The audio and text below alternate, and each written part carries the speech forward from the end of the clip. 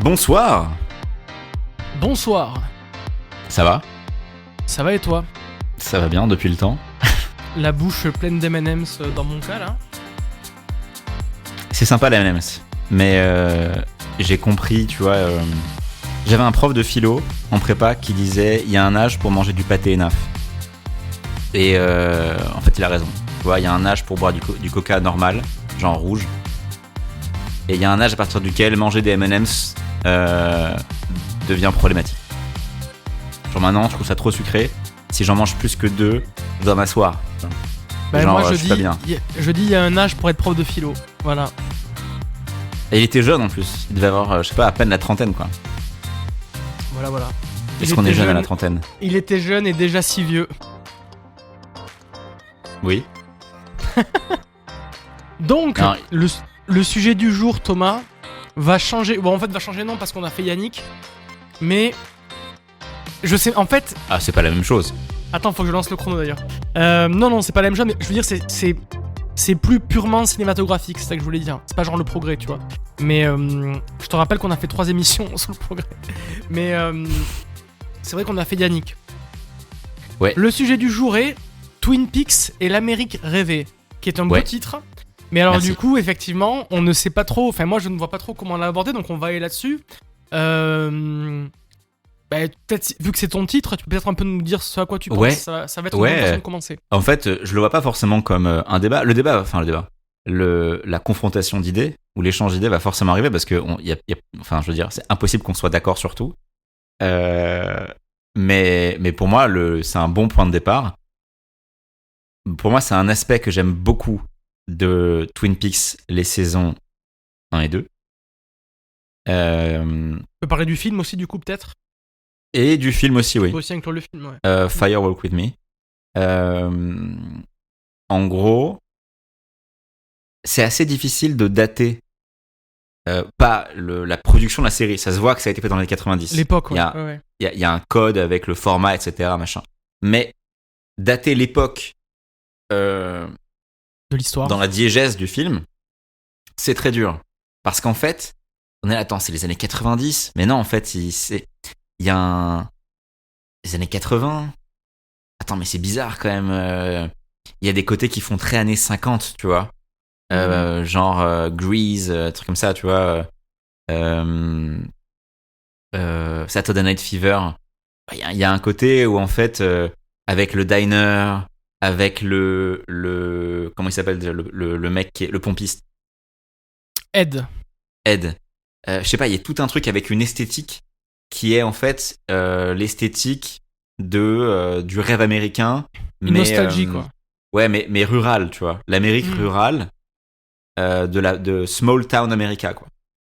Et en fait, David Lynch, il vient de l'Amérique small town. C'est un petit gars d'un petit bled. Et en fait, c'est ça. Mais c'est pas exactement ça. C'est-à-dire que c'est pas genre, comment on appelle ça, c'est pas The Wire à Baltimore. Le but, c'est pas de représenter la réalité sociale de ce qu'est une petite ville de l'Amérique rurale. Et pour autant, ça le fait quand même. Oui, bien sûr. Mais c'est un peu sublimé. Il y a un côté rêvé. Mm-hmm. Et même dans le générique te met déjà dans l'ambiance de ce que tu regardes. Il y a un côté onirique en fait. Il y a un côté onirique tout à fait. où tu dis c'est un rêve et la façon dont, parce qu'il y a l'intrigue, il y a les relations etc avec les personnages bien sûr, mais la façon dont l'Amérique est représentée, elle est aussi un peu rêvée. Avec tu sais le high school, avec les mecs populaires du lycée, avec la meuf qui était fraîche au lycée et qui s'est mariée avec un mec dangereux. Tu sais, genre, il y a un peu un côté, qu'est-ce qui s'est passé après? T'as une espèce de gradation entre, comment elle s'appelle, entre toutes les belles gosses, les jeunes, plus, en fait, je suis un peu vu des noms des personnages. les belles gosses, elles sont toutes de toute façon, mais t'as Laura Palmer, t'as Audrey Horne. Toi, je pense que tu faisais référence à celle qui s'est mariée avec Leo Johnson. Ouais, celle qui vient avec Léo. Qui work au diner, mais alors elle s'appelle comment Je vais pas y arriver là. À retrouver son nom. Mais au pire, on s'en fout. Il y a un peu un côté, entre guillemets, archétype, un petit peu, peut-être même stéréotype, de trucs qui sont très américains, ou qui sont très américains. Que nous, on juge comme étant très américains, parce qu'en fait, c'est ce que nous, on connaît de l'Amérique un peu fantasmée entre les années 50 et les années 80, on va dire. L'Amérique triomphante, etc. Donc, ça va être le diner, le lycée, la pom-pom girl, tu vois, la chef des pom-pom girls, Laura Palmer, tout le monde. Enfin, tu vois, un peu le truc, c'est genre statutaire, c'est ils ont une très belle bagnole. Donc, t'as machin qui a une belle moto, t'as Léo qui a sa voiture rouge de sport. Les lieux où ils se retrouvent, c'est littéralement la station essence, le bar, le diner, machin. La nature. Je sais pas, il y a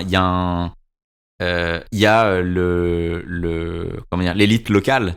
Il y a le mec pété de thunes locales parce qu'en fait il possède la Syrie, le grand hôtel, le machin comme ça. Alors attends, dans l'histoire, la Syrie et pas à lui, il essaie de la récupérer. Ouais, pardon, oui. C'est quoi ça? C'est Horn, c'est le père d'Audrey Horn, Benjamin Horn. Benjamin Horn, qui est Ben Horn. Oui, si c'est lui. Et le frère, c'est parce qu'il y a un frère aussi. Mais c'est pas le frère, c'est pas Benjamin. Ouais, non, c'est le personnage principal, Benjamin. Ouais, c'est ça. Enfin, c'est le frère principal, quoi. Mais oui, il est pété de thunes, oui. Et donc, pourquoi est-ce que, en fait, et du coup, toute cette atmosphère de Amérique un peu rêvée, fantasmée, qui est sûre d'elle et qui a même pas conscience d'être une apogée, tu vois. Que, en fait, ils savent pas que tout est fini, tu vois, que ils sont gagné. C'est ça. Ils sont pas au courant qu'en fait tout est foutu. It's over. Ils ont pas eu le mémo. Ils ont pas eu le mémo de It's over. Et du coup, ils continuent de vivre, tu vois, avec une forme d'insouciance. Et c'est tellement tranché. T'entends ce bip ou pas? Non. Ok, tant mieux. C'est mon sèche-linge. J'entends ma femme qui va le. Les micros filtrent très bien. Hein. Ouais. Ok. Et donc, toute cette Amérique fantasmée. Moi, c'est ma cam, hein. J'adore ça. C'est très bien. Vous pouvez me traiter d'américanoïde si vous voulez. Y a pas de souci. Et ben, elle contraste tellement avec la saison 3. Un Denis G4 sauvage apparaît et poste un Imperium. C'est ça. Denis G4 essaie de recruter mon cul dans l'Empire. On salue Denis Patron G4. Denis Patron G4, mets des commentaires. Abonne-toi, mets 5 étoiles sur Deezer, mets 5 étoiles sur Apple. Mets 5 euros. Mets 5 euros. Et donc, pour moi, mais t'es sûr que ça contraste? T'es sûr que ça contraste tant que... Enfin, vas-y, dis-toi. Ouais. Pardon. En fait, pourquoi est-ce que je me suis fait cette réflexion? En fait, j'avais pas réalisé à quel point c'était un élément que j'aimais fondamentalement dans Twin Peaks avant de commencer, parce que je n'ai toujours pas fini la saison 3 de Twin Peaks. En même temps, il a pas fait beaucoup d'efforts pour qu'on ait envie de la finir. Il faut être honnête. Elle est très... Je te jure qu'elle est très bien. Et encore, t'as pas vu l'épisode 8. C'est comme, par exemple, comment ça s'appelle Breaking Bad. J'ai fait une pause d'1 an et demi après l'épisode de la mouche. Voilà, l'épisode de la mouche, j'ai arrêté Breaking Bad, je l'ai pas fini. En fait, il y a un moment, je me suis vraiment binge-watch, vraiment, mais violemment. Pareil. Et puis, il y a un moment, si tu veux, c'était vers la fin de la saison 3, je crois que j'en ai eu marre. Et tu sais, j'ai eu ce moment où je me suis dit, j'en ai marre, je ne repasse pas 2-3 jours de ma vie à binge-watcher pour la saison 4 et 5. Je vais voir des résumés YouTube et je m'arrête là. Pour connaître la fin de l'histoire, tu vois. Moi, ça m'arrive de faire ça parfois. Et j'ai fait avec Breaking Bad aussi. Je me suis arrêté au même endroit. Et après, j'ai repris un petit peu, genre 1 an plus tard, mais j'ai eu juste 2-3 épisodes. Et en fait, j'ai jamais regardé, je connais même pas la fin. Mais en fait, pareil, je pense que je l'ai bingé trop. Mais je me suis arrêté peu après l'épisode de la mouche. Parce qu'en fait, j'avais trop l'impression qu'on se fout de ma gueule, tu vois. Là, il y avait un côté, genre, on se fout de ma gueule. Mais je te jure que la saison 3 de Twin Peaks, elle est difficile à commencer, je comprends. Surtout que vous avez un petit peu tout binge-watch, donc je comprends. L'épisode 8 va te faire vomir probablement et et va te faire sentir que... Enfin, il y a des gens qui l'adorent, moi j'ai du mal, mais voilà, va probablement te faire les mêmes effets. Mais sans déconner, c'est une saison qui a une très bonne dynamique, elle met un peu de temps à commencer, mais d'ailleurs je me faisais la réflexion puisque tu parlais des small towns, et je pense que dans saison 1, 2 et le film, on voit pas de grandes villes, si je dis pas de conneries. Et dans la saison 3, à un moment, on voit quand même, il y a une bonne partie de la série qui se passe à Las Vegas. Ouais. Et donc on voit un petit peu plus tout ça. Et donc je pense vraiment que, enfin, il y a une vraie dynamique qui se crée, il y a des vrais personnages attachants et tout. Faut que ça se lance. Mais je pense que c'est pas pour rien qu'il y a ce rythme-là au début, quoi, voilà. Bah, alors très bien. De toute façon, je pense que je la finirai, quoi. À un moment, ça va me prendre et je vais me dire, allez, voilà. Mais le contraste de la représentation de l'Amérique m'a fait prendre conscience que c'est un élément que j'appréciais énormément dans les 2 premières saisons et le film. Parce que tout ce qu'on vient de dire là sur l'Amérique rêvée, etc., où en fait, à leur manière, ça reste des gens un peu normaux. Alors forcément, c'est des acteurs hein, quand même, donc, et puis toutes les meufs sont bonnes, donc, toutes les meufs sont incroyables. Mais il y a une manière d'être normal, en fait. Il y a le côté Girl Next Door, où ils essaient de te faire croire que Anna Tawai est en fait une meuf normale, alors qu'en fait c'est Anna Tawai. Souvent avec les films de Anna Tawai, où ils essaient de te faire croire que, ou Sandra Bullock, ils essaient de te faire croire que c'est une meuf normale, genre une commissaire de police ou une comptable, mais en fait c'est Sandra Bullock. Bref, et dans la saison 3, tout est à un niveau de pourrissement. En fait, le pourrissement se voit dans l'extérieur, c'est-à-dire que les endroits sont sales, délabrés, l'atmosphère est systématiquement hostile. Les personnages, même les personnages qui, entre guillemets, t'as des personnages qui ont pas beaucoup d'argent, tu vois, dans les premières saisons, et ben ils sont quand même pas représentés d'une manière qui est glauque. Alors que là, c'est le cas, en fait. Tout est glauque. Même les décors où il y a du pognon, où en fait c'est censé être un truc avec du pognon, c'est glauque. Il y a un côté glauque. Il y a un côté malade, en fait. Et je sais pas vraiment l'expliquer, mais il y a un truc qui fait que tout est un peu plus inquiétant, mais tout le temps. Alors que dans Twin Peaks, ce qui était intéressant, c'était le moment où tu bascules de l'Amérique fantasmée, rêvée, idéale, machin, avec la petite ville où tout le monde il est gentil, etc., à tout à coup un truc horrible, ou surnaturel, ou flippant. Et c'est ce contraste qui est intéressant. Sauf qu'en fait, là, le curseur, il est tout le temps dans It's So Over et le monde est pourri. Genre, en fait, ils sont passés de... on peut dire... Ils sont passés de La La Land à Sin City. Tu vois. Et... Est-ce que vraiment tu penses que le contraste est si saisissant ? Moi, j'ai un peu de mal à te suivre là-dessus parce qu'en fait, tout ce qui est négatif dans la saison 3, je pense qu'elle commence comme ça d'ailleurs, ce côté surnaturel qui amène en fait le sbull, qui amène le chaos, il est aussi présent dans la saison 1 et 2. Il y a une germe très présente, il y a quand même tout le bordel qu'il y a dans la saison 1 et 2 qui grossit petit à petit, qui est là. Ouais, mais en fait... Et on le retrouve dans la saison 3. Il est présenté, mais c'est toujours l'élément perturbateur. Tu vois, c'est la petite vie tranquille dans la ville rêvée. Et en fait, non. Alors que là, c'est tout le temps. Quand il est là, il y a le double de l'agent Cooper. Enfin, le double. Le double. Le doppelganger, ouais. C'est ça. Quand on le suit, lui, il est crado. Tout le temps. Les environnements dans lesquels il traîne, ils sont crado. Les gens avec lesquels il traîne, ils sont crado. En fait, il n'y a rien qui fait rêver. Alors que l'agent Cooper, il faisait rêver, en fait. Et c'est pareil pour les autres personnages. Même les personnages, là, tu sais, qui... y a tout ce truc-là où ils attendent, où il y a des étudiants qui sont payés à regarder une boîte, tu sais, la boîte qui est censée capturer, voilà. Et en fait, l'endroit dans lequel ils sont est nickel. Qu'en fait, tout est propre, tout est... On a l'impression que c'est un appartement neuf, nickel, etc. Et pourtant, tout pue le déclin, en fait. tout pu le... Mais je pense que c'est fait sciemment, tu vois. C'est un choix esthétique qui est conscient. En fait, il essaie pas de te faire rêver. Il y a aucun environnement où tu te dis, où t'es dans l'état dans lequel t'es quand tu voyais les petits jeunes, je sais pas quoi, avec la cascade, le diner, machin. En fait, il y a rien qui est fait pour... tout est présenté comme étant corrompu et mauvais, en fait.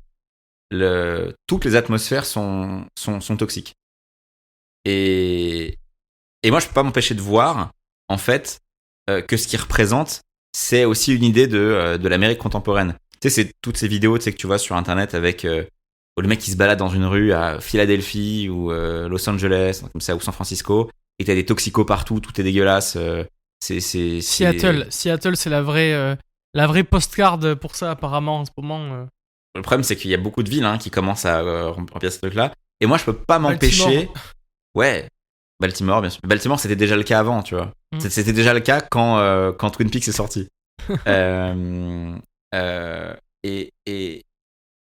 Et moi, je peux pas m'empêcher de me dire qu'en fait, c'est ça, en fait. C'est ça le décor. Le décor, c'est... Je comprends. Moi, ce que je veux redire là, c'est que je pense que le germe est quand même très présent dans la saison 1 et 2. J'entends ce que tu dis pour la saison 3, mais il y a quand même beaucoup de corruption, en général, je parle. Il y a quand même dans la saison 1 et 2 beaucoup de tromperies. Parce que même si tu enlèves la partie surnaturelle, alors est-ce qu'on peut vraiment l'enlever, c'est la question. Est-ce que c'est pas la partie surnaturelle Je crois qu'on peut l'appeler Bob, on peut l'appeler Judy aussi, je crois. Le mal surnaturel, le méchant dans Twin Peaks, qui influence tout ça. Mais finalement, il y a beaucoup de tromperies, beaucoup de trahison. L'autre, il veut tellement sa Siri qu'il est capable de buter, de cramer, etc. Donc je veux dire, et ça c'est dans la saison 1 et 2, tu vois, donc il y a quand même beaucoup de mal aussi, finalement. Et il y a certes la partie rêvée, comme tu dis, le diner, etc. Pour autant, il y a le retour d'un personnage violent, l'ex-mari là, de la patronne du diner. Enfin, il y a quand même beaucoup de corruption et de négatif aussi, quoi. Alors, mais je comprends, j'entends ce que tu dis, et je suis d'accord avec toi quand tu dis que c'est beaucoup plus généralisé, et dans ce sens beaucoup plus sombre, et qu'il y a moins de positif, tu vois, et de gloomy et de dreamy dans la saison 3. Mais voilà, j'ai du mal à faire une coupure peut-être plus nette, enfin aussi nette que toi sur la 1-2 film et la 3. Mais en même temps, je suis d'accord que c'est significativement plus marqué dans la 3, voire même omniprésent. Ouais, je comprends. Pour ceux qui n'ont pas vu Twin Peaks, déjà regardez Twin Peaks. Et aller plus loin que épisode 3, saison 3. Certes. Il y a... Et au début, je me suis demandé si c'était en rapport avec le fait que les personnages soient vieux. Tu vois, parce que ça ajoute aussi au... non pas la corruption, mais On pourrait clairement parler de déclin là-dessus, hein, ouais. Ouais, mince, comment on appelle ça putain, pardon. Le problème, c'est qu'en fait, je vais faire... L'entropie, Non, pardon, je cherche... le délabrement. Ouais. La pourriture. Mais en fait, pas vraiment la pourriture, vraiment le délabrement, quoi. Le délabrement des gens eux-mêmes. C'est-à-dire que le corps vieillit et donc fatigue, s'abîme. Et en fait, le corps se délabre. Et du coup, comme on les voit, comme ils sont vieux et fatigués et malades, je sais pas quoi, et ben ça participe aussi à l'atmosphère de... Ouais, de toute façon, tu peux faire une connexion avec ce qu'on a dit dans un autre épisode, quand on parlait d'idéologie, c'est les logiciels, en fait, du coup, qui vieillissent quelque part, et donc ça s'impacte sur la société au total, quoi. Oui, ouais, bien sûr. Et vraiment, je pense pas que ce soit anodin. Je pense que David Lynch a voulu montrer ça. Oui, parce je que pense ça pas tranche. non plus. Parce que enfin, peut-être que je surinterprète, ou alors je suis plus sensible à cet aspect-là, mais pour moi, ça tranche tellement que ça peut être que un choix conscient, notamment parce qu'en fait, c'est quand même une suite. Donc, c'est une suite qui reprend pas la même atmosphère que les 2 premières saisons. Ouais. Après, euh, on peut donner quelques exemples, tu vois. Effectivement, il y a le délabrement, il y a les personnages qui sont présentés. C'est-à-dire que tu vois des marginaux, en fait. Tu vois des voleurs, tu vois des prostituées, tu vois des agents de police, mais d'une grande ville, tu vois, de Las Vegas, Mais etc. tu sais que dans la saison 1, t'as un bordel qui est un lieu central Ouais, mais en de fait, l'histoire. Après, tu peux dire qu'effectivement, tu peux prendre ça comme argument pour le déclin. C'est-à-dire qu'effectivement, un bordel organisé, c'est plus propre que une prostituée en mode marginal dans la rue, quoi. c'est ça. Et en fait, je sais pas si t'as lu Giono. Non.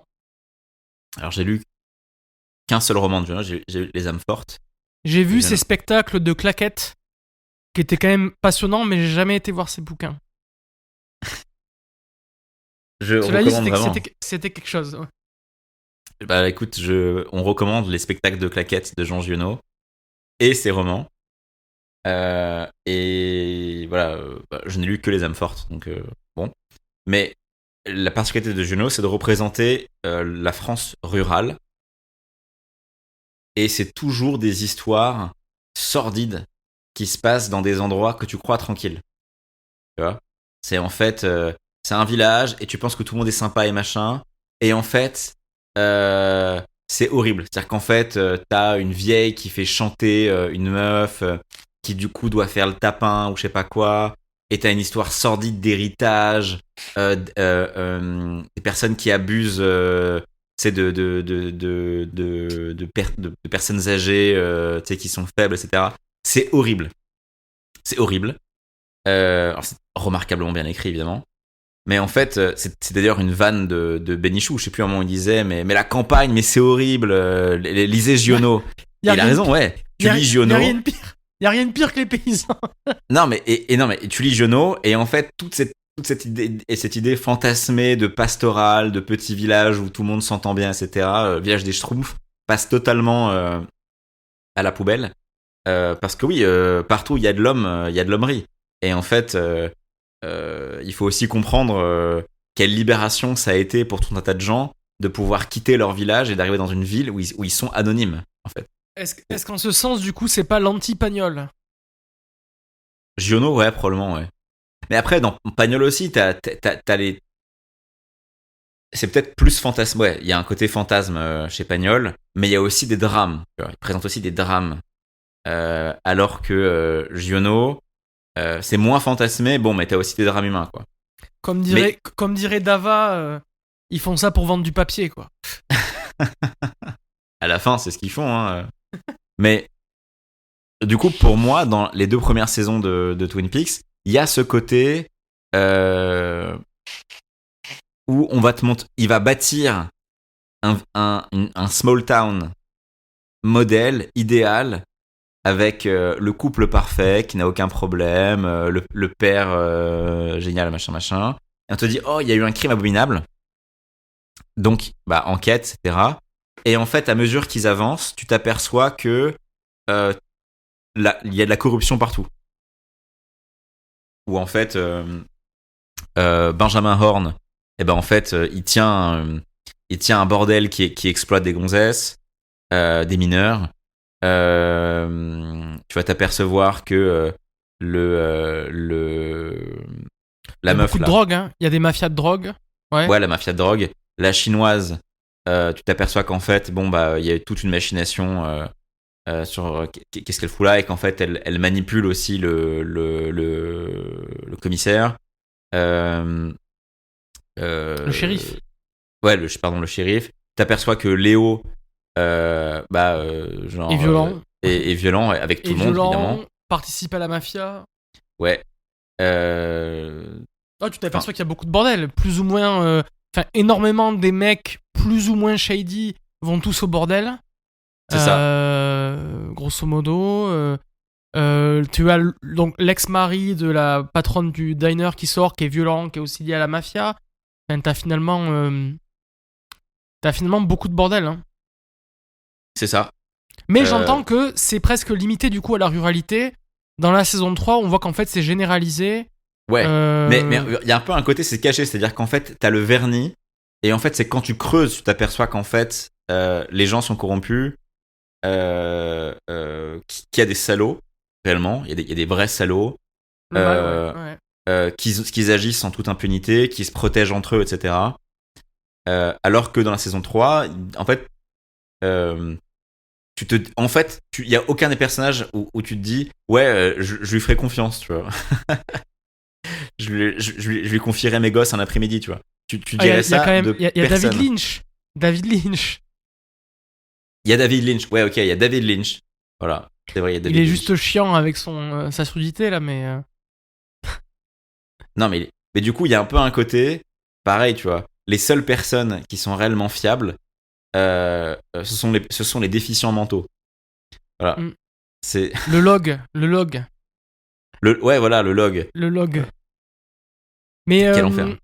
On peut revenir sur... En fait, moi, j'aimerais que tu explicites un peu plus cette partie qui apparemment était importante pour toi sur le rêve.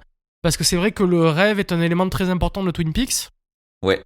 Notamment dans la saison 3, mais dans les 2 premières aussi. Le thème du rêve est récurrent. Il y a toute une partie dans la saison 3, mais je crois que c'est dans l'épisode 14 ou 17, un truc comme ça, donc, où il y a toute une partie sur le rêve. 14 Attends, mais il y a combien d'épisodes dans la saison 3 ? Je crois 18, 19, 20, 21. Je crois que c'est 18. Mais arrête, c'est de mieux en mieux, je te dis. Tu vas plus pouvoir t'en passer après. Non ouais. Faut passer l'épisode 8. Selon moi. Mais non, en vrai, moi, il y a que l'épisode 8 qui m'a vraiment choqué, même si en vrai il est sûrement très intéressant, mais j'avais pas l'attention nécessaire. Et si t'es pas à fond dedans, je pense que c'est comme la mouve dans Breaking Bad, quoi. Mais je crois qu'il y en a 18. Je crois que ça c'est 21 dans la saison 2, ou 20 et 18 dans la saison 3, un truc comme ça. Mais clairement, tu vas pas pouvoir t'en passer après, je pense, une fois que t'auras passé le cap. Et donc effectivement, le rêve est très important. Il y a un thème dans la saison 3 du rêve comme réalité, du rêve comme révélateur, du rêve comme donneur de leçons importantes, d'enquêter sur les rêves. De toute façon, c'est assez commun. Je crois que c'est dans le film qu'il y a le rêve où on voit David Bowie là, qui est un agent du FBI. Donc le rêve est très important. Et du coup, et là encore, j'ai donné que les 2 exemples les plus évidents, les plus obvious, puisque c'est des trucs où on dit vraiment que c'est des rêves.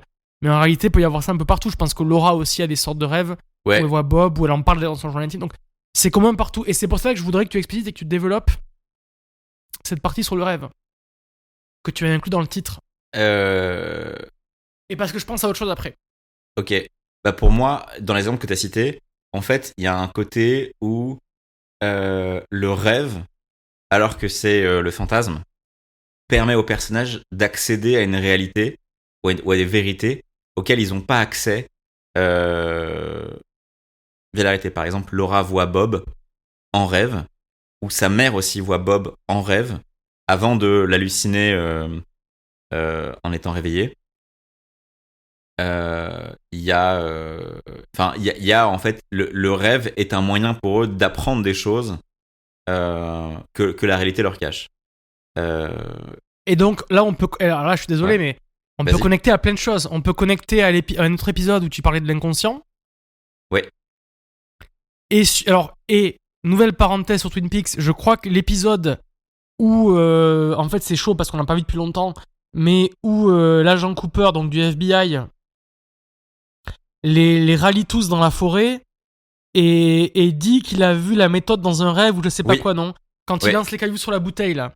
C'est ça. Il dit j'ai vu ça dans un rêve. Donc clairement que le rêve n'est même pas vu, je pense, comme une méthode d'accéder à une vérité, à des informations. C'est vu comme même la meilleure méthode quasiment, à plusieurs moments. Ouais, en tout cas, le rêve est plus vrai que la réalité. Bon, ça, c'est un thème qui est assez courant avec Lynch. Le rapport entre réalité et rêve et où se trouve le vrai.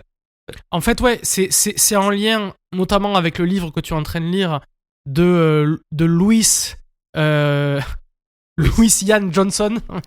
Ray William Johnson. J'essaie de copier tes blagues qui sont très bonnes.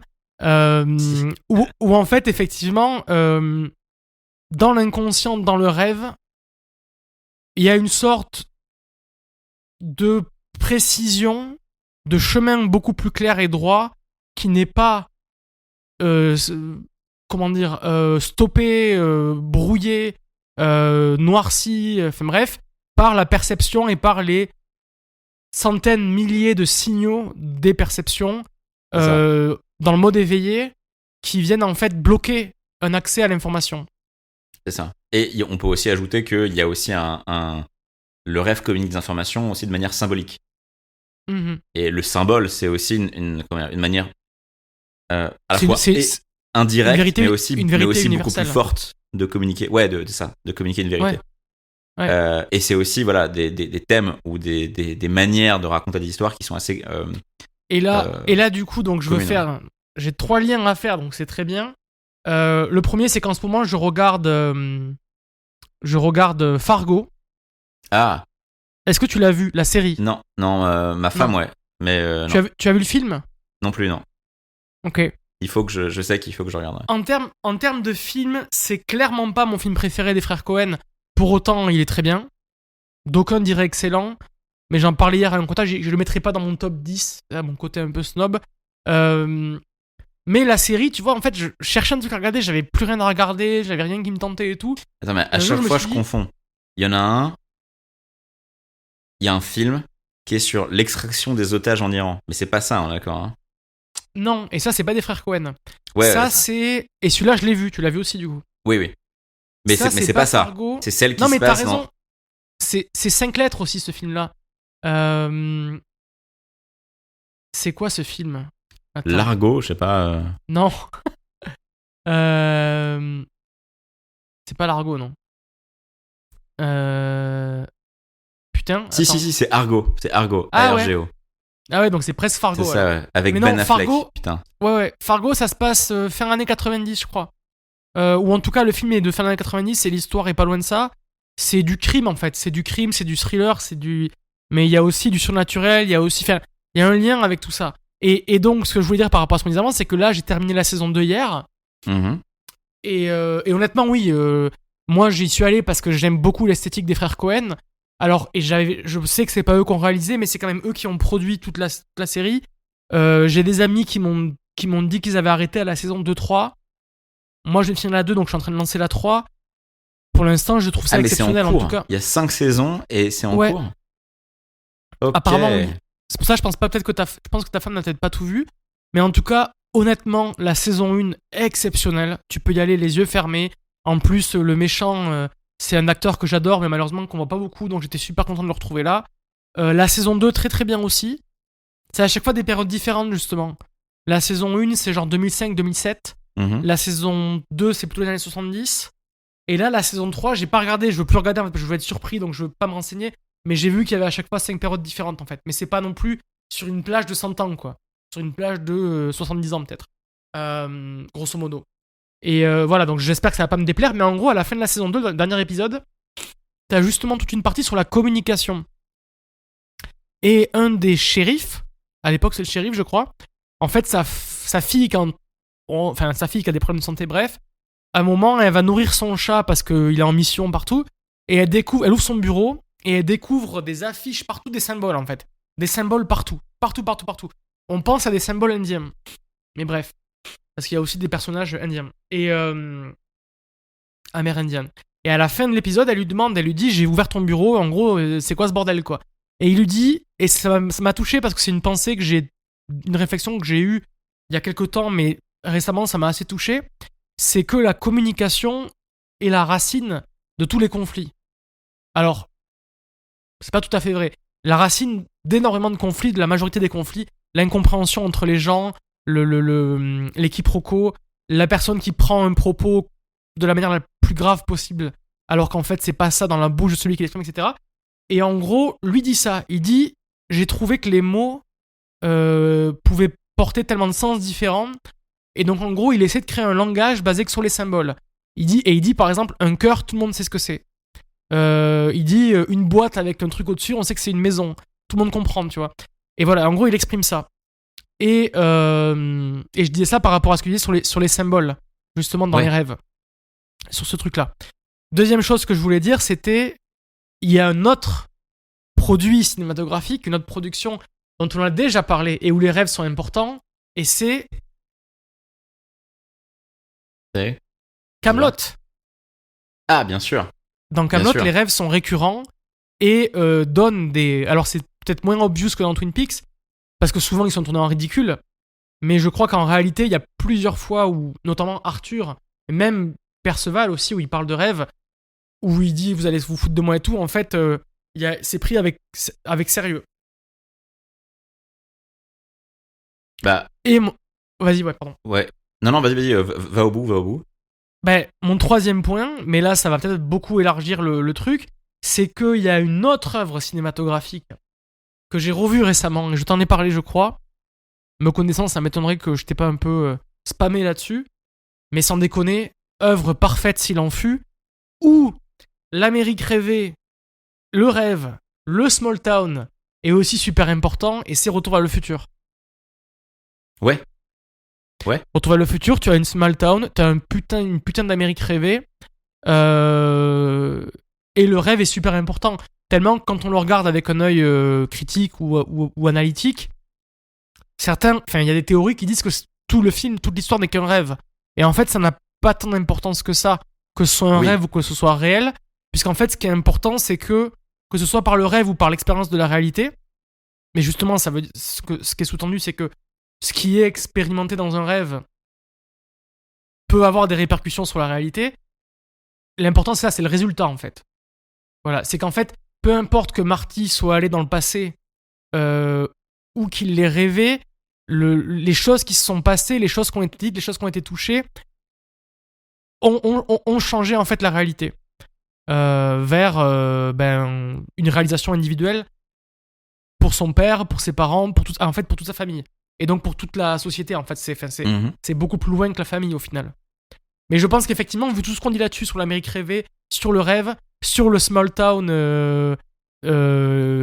fantasmé, Retour vers le futur, on est obligé d'y passer, d'autant qu'en plus, quoi, c'est 5 ans avant Twin Peaks, peut-être un truc comme ça, ouais. 4 ans avant Twin Peaks. Pour le premier 84, je crois, non? Ouais, 84. Twin Peaks, c'est quoi? C'est 80... 90, je crois. 89, 90. Ah. Quelques années après. Bon, c'est pas très grave. Bon, je crois que c'était genre plutôt 92, 95, mais c'est pas très grave. Moi, je pense qu'en fait, ça aurait pu presque être ton premier point. Parce que c'est un très très bon exemple, Retour vers le futur, parce que l'Amérique fantasmée, à 1000%, il y a tous les éléments. C'est tellement fantasmé que quand il va dans le passé, du coup, il va dans les années 50. Et donc il va dans... tu sais, tous les pays ont une espèce d'âge d'or où en fait... ils ont tous à peu près conscience que c'était là que c'était le top, tu vois. Et pour la France, en général, c'est les années 60 pour certains, pour d'autres les années 80. Ça dépend. Dans les années 60, il y avait encore beaucoup de gens qui étaient pauvres, etc. Dans les années 80, il y a un peu les années fric, les années folles, etc. Et le niveau du français, globalement, avait augmenté. Pour les Japonais, c'est 100% les années 80. C'est là où ils étaient au top du top. D'ailleurs, tous leurs trucs nostalgiques sont basés sur les années 80. Et l'Amérique, c'est pas mal les années 50. Et pourquoi les années 50 ? Parce qu'en fait, les années 60, elles sont marquées par la guerre au Vietnam, les problèmes sociaux liés à la fin de la ségrégation, les luttes sociales en Amérique. Les années 70 sont une décennie noire parce qu'en fait, tous les problèmes se sont accumulés et en fait, ils déchantent et là, la société est vraiment cassée. Ça se voit dans les films qui sont dans les années 70, qui sont beaucoup plus noirs que ceux des années 60. Après, petite aparté, je pense à titre personnel que la décennie 70, c'est la décennie la plus glorieuse du cinéma américain. Je pense que c'est la décennie où il y a le plus de chefs-d'œuvre. Et je pense que c'est parce que c'est la décennie. On en avait parlé dans un épisode, en fait. Oui, on en a déjà parlé, ça. J'ai dit qu'en fait, c'était le moment où il y avait une génération qui avait été instruite de façon classique et qui était arrivée à maturité, à un âge où ils se mettaient à produire énormément de choses dans un contexte d'émulation culturelle très très fort. Et ensuite, ce moment est passé. Mais du coup, les 70, c'est très intense culturellement, alors que l'Amérique est en déclin. Et en fait, tu vois, tu regardes des films comme The Deer Hunter, donc en français, c'est Voyage au bout de l'enfer. Tu sais, c'est sur ce vétéran du Vietnam qui retourne dans sa petite ville en Amérique. Je l'ai pas vu, mais je devais le voir. Il est sur. Je l'ai. Banger. Bon, par contre, c'est pas feel good, hein, du tout. Je sais, ouais. Mais du coup, vétéran, traumatisé de la guerre du Vietnam, il rentre chez lui dans son bled. Pareil, genre un truc genre dans le nord-ouest américain, tu sais, avec de la forêt, des montagnes partout, la Syrie, etc. Et en fait, il est inadapté. C'est-à-dire que la société a avancé sans lui. Et lui est traumatisé. Donc, il trouve pas sa place. Et en fait, il devient un marginal. Un peu comme dans Rocky. C'est l'histoire de Rocky. Et pareil, d'ailleurs. Tu vois, les mêmes années, en fait. Et Rocky... et du coup, le personnage de Deer Hunter, du coup, retourne au Vietnam. Il y a un retour au Vietnam. Et bon, je te spoil pas. Mais... donc il y a Taxi Driver. C'est des films qui montrent une Amérique aussi qui est noire, qui est pourrie, et qui est violente. C'est là en fait où c'est la décennie où New York, c'est un putain de coupe-gorge, c'est absolument abominable. Il y a énormément de criminalité. La cité est vraiment très violente. Le seul truc de bien dans le Taxi Driver, ouais, est le thème au saxophone. Ah, t'as pas aimé Taxi Driver ? Et je ne discute pas cette déclaration. Non, Taxi Driver, j'ai un peu de mal. Je l'ai vu 2 fois. Je l'ai vu une fois où ça m'avait vraiment fait chier, quand j'étais ado. Et je l'ai revu récemment et ça m'a vraiment fait chier. Mais je l'ai quand même plus apprécié la 2e fois. Et en étant plus âgé. Mais par contre, le thème au saxophone est imbattable. Mais tu sais que moi, je partage pas cet avis sur les années 70. On en a déjà parlé. Sur les années 70, sur le pic cinématographique des années 70. Ouais, je sais. C'est pour ça que j'ai pas envie d'en remettre une couche, mais c'est parce que l'Amérique, elle a eu son âge d'or, elle voit son âge d'or dans les années 50 ou bien les années 90. En gros, les années 90, c'est ils sont de retour avec Reagan, genre ils sont au top, ils ont éclaté l'URSS, leur cité a jamais été aussi riche, aussi puissante, aussi sûre d'elle-même. C'est la folie. Et en fait, elle démarre par la chute de l'URSS, donc c'est la victoire totale, tu vois. Et elle s'achève avec l'éclatement de la bulle d'Internet et le 11 septembre. Et donc il y a vraiment un côté, c'était là, et ensuite tout retombe, quoi. Et les années 50, en fait. Les années 50, c'est là où, pareil, ils ont gagné la Seconde Guerre mondiale. Leur pays n'a pas été détruit, le leur. Ils sont vraiment première puissance mondiale, et ils dominent. Et du coup, c'est pas un hasard si c'est vers les années 50 que Marty va, parce qu'en fait, c'est aussi une forme d'Amérique rêvée. Et de toute façon, ça commence par la balade dans la ville avec Mr. Sandman. Bring Me a Dream. C'est cette musique-là c'est vrai. Qui retentit. La dernière fois que j'ai vu, c'est il y a longtemps. Non, mais regarde-toi Retour à le futur 1, plus grand film. En vrai, sans déconner. Non, mais regarde-le, revois-le. Mais si tu le vois avec la perspective mentale du rêve, ouais. tu vas le voir toutes les 2 minutes, le rêve, quoi. Ok.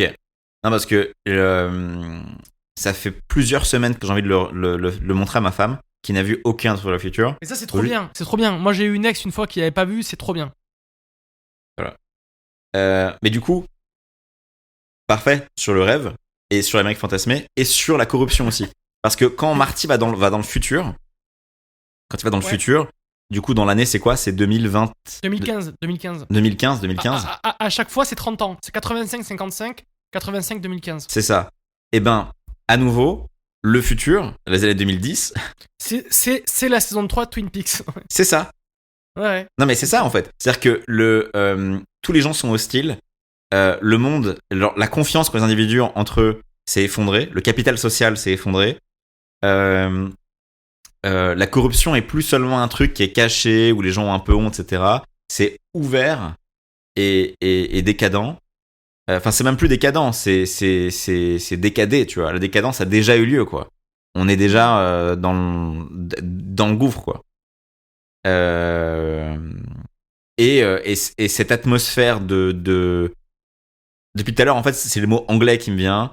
Je veux pas faire le mec. C'est vrai que je travaille en anglais et en fait, du coup, je passe beaucoup de temps à parler anglais. Decay. Et donc, le decay, c'est à la fois le pourrissement, mais aussi Le recul. le délabrement, un truc qui commence à s'effondrer, à s'effriter, comme un décrépissement. Détérioration, ouais. Ouais. Et ça se voit dans ce futur-là. Et pour moi, c'est le même écart qu'il y a entre Marty dans les années 80.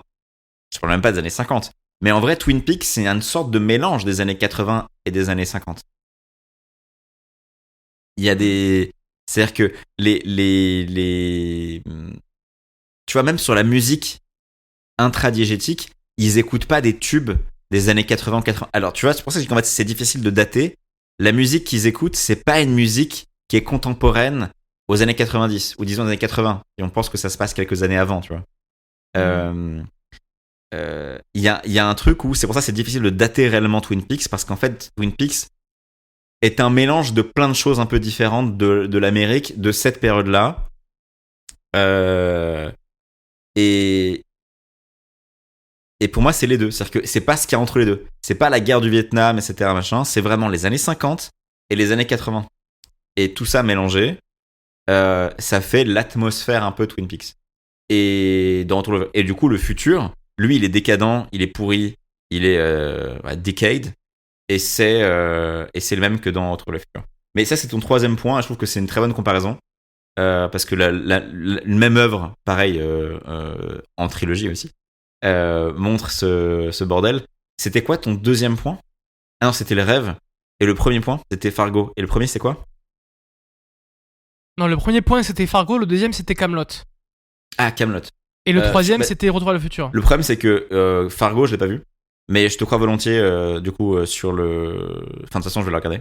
Donc, effectivement, le côté... De toute façon, le point de Fargo, c'était juste parce que tu avais parlé des symboles dans les rêves. Et je voulais te dire que lui parlait justement des symboles dans le shérif dans Fargo, à la fin de la saison 2, comme outil de communication plus performant que le langage. Ouais. À base de mots. Voilà, c'était ça que j'ai dit. Eh ben... Pour Camelot, du coup, pour le deuxième point, parce que j'ai pas vu Fargo, donc c'est difficile pour moi de rebondir dessus. Ouais. Sur Camelot, alors on en a déjà parlé, hein, on a beaucoup parlé de Camelot, du déclin, etc. Et du coup, plus effectivement sur le rêve, c'est vrai que en rêve, Arthur a accès à des réalités.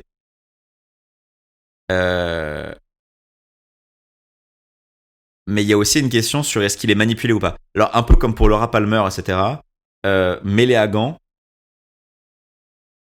c'est aussi une forme d'entité démoniaque, quelque part, qui intervient dans ses rêves. On a du mal à faire la différence entre ce qui est vrai ou ce qui est juste implanté par Mélagan pour niquer Arthur. Et est-ce que Méléagan met quelque chose dans la tête d'Arthur qui n'y était pas avant, ou est-ce qu'en fait juste il révèle quelque chose qui était là, mais qui était inconscient. Et en fait, à travers le rêve, il soulève, enfin tu vois, il soulève le voile. Et il a accès, il a accès à ça, quoi. Et donc c'est très fort dans la saison 5 et dans la saison 6, les rêves. Puis il n'y a pas que Arthur qui rêve aussi. Il y a les rêves de Lancelot, il y a le rêve de César. Et... Comment? Perceval rêve beaucoup. Perceval aussi, bien sûr, ouais. Perceval rêve, ouais. Et Perceval, en fait, n'arrive pas à interpréter ses rêves. C'est un peu le truc... Perceval n'arrive pas à interpréter ses rêves. Mais... Il y a toujours un vieux dedans. Il y a toujours un vieux dedans. Il n'arrive pas à interpréter ce que ça veut dire. Et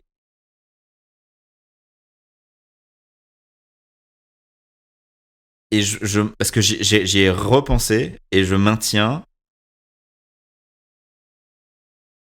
mon propos sur Kaamelott et le monde qui est en déclin.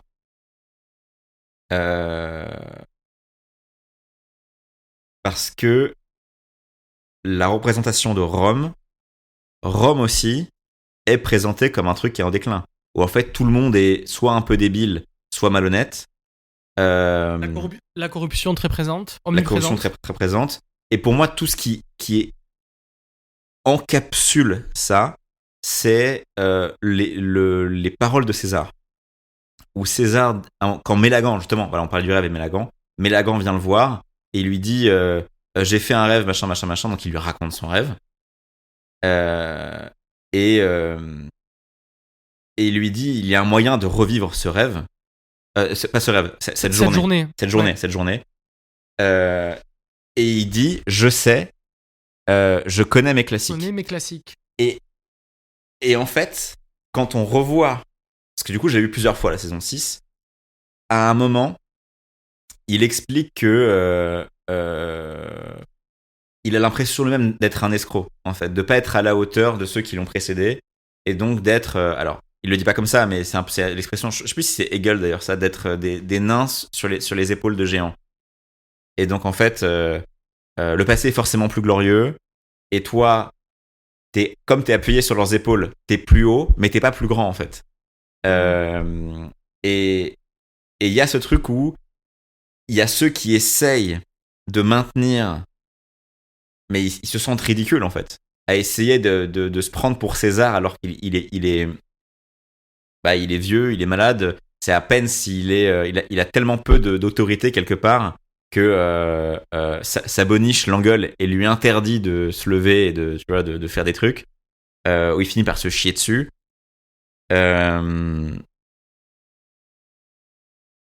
Et le passé glorieux auquel ils essaient de se référer. Et il y a même ceux qui ont tout simplement oublié, qui ne savent même pas qu'il y a eu autre chose, qu'il y a eu quelque chose de plus glorieux. Et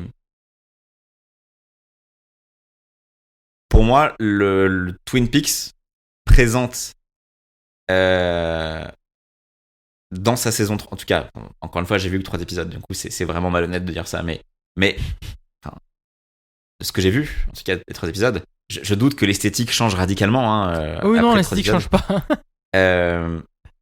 Ce contraste-là ne peut pas être anodin, et ce niveau de pourrissement, y compris esthétique, visuel, c'est-à-dire que ça se voit, tout est sale, tout est un peu crado, etc. Les personnages eux-mêmes sont vilains, quoi. Sont vils, ça peut pas être anodin. Moi, c'est une représentation d'un pourrissement, alors que les premières saisons étaient dans une forme de fantasme. Et du coup, c'est ce rêve. C'est ça le rêve. Le rêve de David Lynch, c'est cette petite société, machin, qui n'est pas vrai. Qui n'est pas vrai. Qui a peut-être même jamais réellement existé, en tout cas pas sous cette forme-là. Mais qui en fait n'est jamais perpétuel. Non. C'est-à-dire, elle peut être vraie, mais c'est toujours limité dans le temps. Ou limité par le mal, en fait. Parce que tu vois, dans Kaamelott, c'est ça, dans Retour vers le futur, c'est ça aussi. C'est-à-dire que cette utopie, en fait, peut exister, mais est limitée dans le temps. C'est ça. Et la question, c'est est-ce que tu as conscience de vivre ce moment ou pas ? C'est le cas dans La Dolce Vita. Dans le film, où les mecs savent que ce qu'ils vivent est éphémère. Ils savent que déjà, ils seront plus jamais jeunes. Enfin, à titre personnel, tu ne seras plus jamais jeune. Enfin, il y a un moment où tu seras plus jeune et ce sera fini, tu vois. Et du coup, c'est un temps. Et ils ont conscience d'être jeunes dans un moment où c'est parfait. Enfin, où s'il fallait être jeune à un moment de là, tu vois, où tu décales un peu vers la droite ou vers la gauche, en fait, non, c'est ce moment-là. Et donc, ils ont conscience de vivre un moment d'exception et que ce moment va partir. Et donc, il y a une espèce de fureur de jouir, Parce qu'en fait, il y a la connaissance de la fugacité de cet instant. C'est oh putain, c'est maintenant. Le hasard a fait que on est arrivé et c'est la fête. C'est une fête, mais cette fête va se terminer. Et donc en fait, c'est maintenant. Là où c'était pas le cas. Dans Twin Peaks, les gens ont pas le sentiment d'être avant un effondrement. D'être dans une sorte d'optimum, quoi. C'est ça. Aussi. C'est ça. Je sais pas s'il y a pareil dans le cinéma français. Il y a des exemples de ça. Tu veux dire un film similaire? Enfin, un film où tu dis que les gars ont le sentiment. Je sais pas si t'as vu, mais aujourd'hui sur le Telegram, on a parlé des valseuses. Enfin, j'ai parlé des valseuses. Ouais, si, j'ai vu, je me mettais voir le truc de Mosinor, ouais. Et le boss, évidemment, Mosinor. Mais cette vidéo, tout particulièrement, en fait, qui est pour moi géniale, en fait. C'est Mosinor qui fait pas seulement des blagues, en fait. Il réfléchit à son propre humour. Ouais. Et il dit, pour ceux qui l'ont pas vu, du coup, il parle de la construction de son humour, qui est en fait. Mosinor est à droite. Je veux dire, Mosinor est un réac. Mais en fait, son humour s'est construit avec l'humour Canal. Et donc, du coup, en fait, un humour qui est de gauche.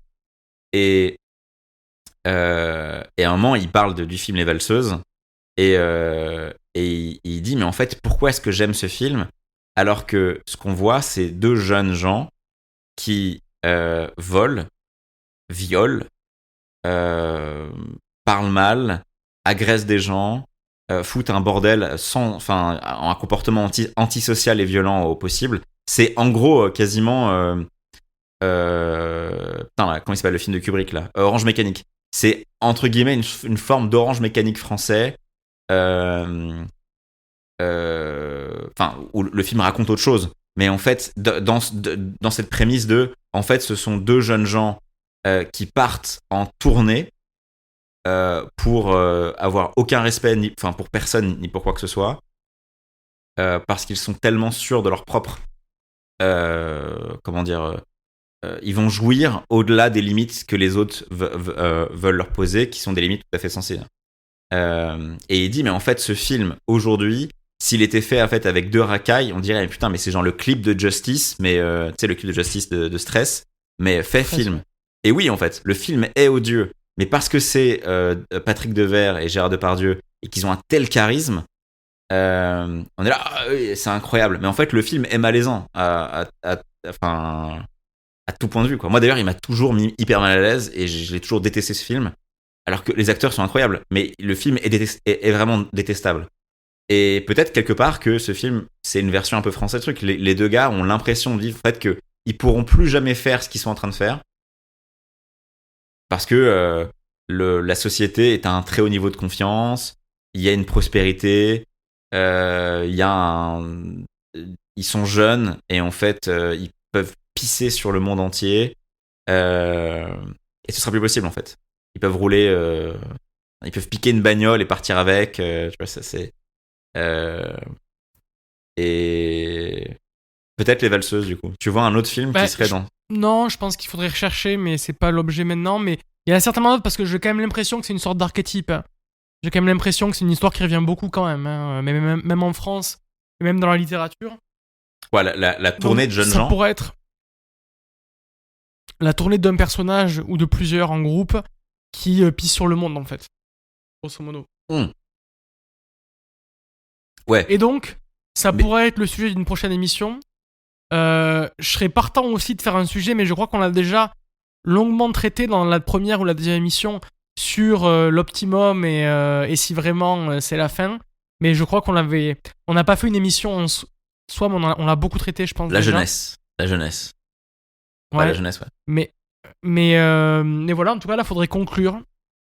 Donc, est-ce que tu as une conclusion ou est-ce que tu penses qu'on l'a déjà conclu ? Je suis un peu mitigé. Je pensais que cette prémisse nous mènerait un peu plus loin.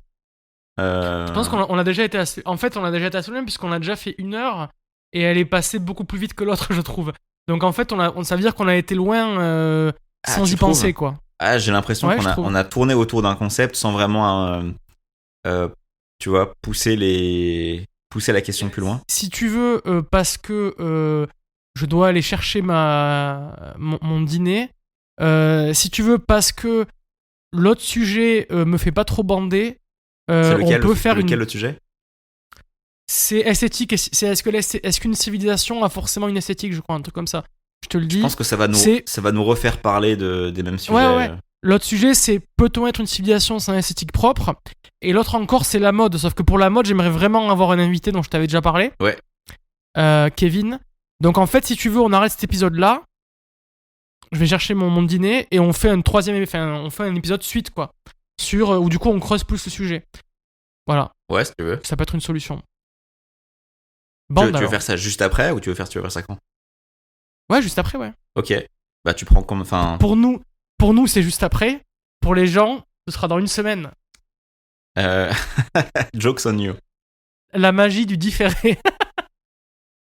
Et oui, on vous souhaite une bonne année 2025. Ah oui, ça tu peux le faire, je pense. Oui, bonne année 2025. Emmanuel Macron est toujours président de la République. Fabri avait tort. Oui. Wirsobak, Macron pour Milan. Zelensky est toujours président. Zelensky est entré dans Moscou. Non, ça veut dire qu'il y a eu quelque chose. Prigojine est toujours caché sur la même île avec Tupac, Michael Jackson et. Prigojine est sur le café du commerce. Putain. Bon, bah, à plus tard. Tu te rends compte, Prigojine, c'était le dernier espoir d'il y a quelque chose. C'était le champion d'il y a quelque chose. Et le monde s'est coalisé pour le tuer, quoi. Rappel, plus beau JO de l'histoire des JO. Ah oui, bien sûr. Félicitations à Kevin machin là pour sa médaille d'or de ping-pong ou de c'est quoi de breakdance. Je crois que maintenant il y a compétition de breakdance comme c'est ça. Vrai. De breakdance à Paris, plus beau JO de l'histoire des JO. On remercie le préfet l'allemand de s'être baigné dans la Seine. Mais c'est pas Nunes maintenant le préfet. Ah non, c'est la police ça. Bah c'est la même chose. Bah du coup c'est plus l'allemand le préfet. Ah c'est plus l'allemand. Non, je crois qu'il s'appelle Nunes le nouveau. Ok. Je crois, hein. Ou alors c'est plutôt la police, je sais pas. C'est la même chose, hein. Le préfet, c'est le préfet de police, hein. Y a pas de. Mais à Paris, y a pas une différence, non? Pas. Ok, bah écoute, à vérifier. Donc évidemment, on peut pas faire ça. J'allais dire mort avec. Mais tu mettras des bips, hein? Ouais, je mettrai des bips, ouais. Allez. Likez. Mon bon mot, c'était Hidalgo back to Spain. Voilà. Pas mal. Merci. Likez, commentez, partagez. Abonnez-vous. Également. Et bonjour Marrakech.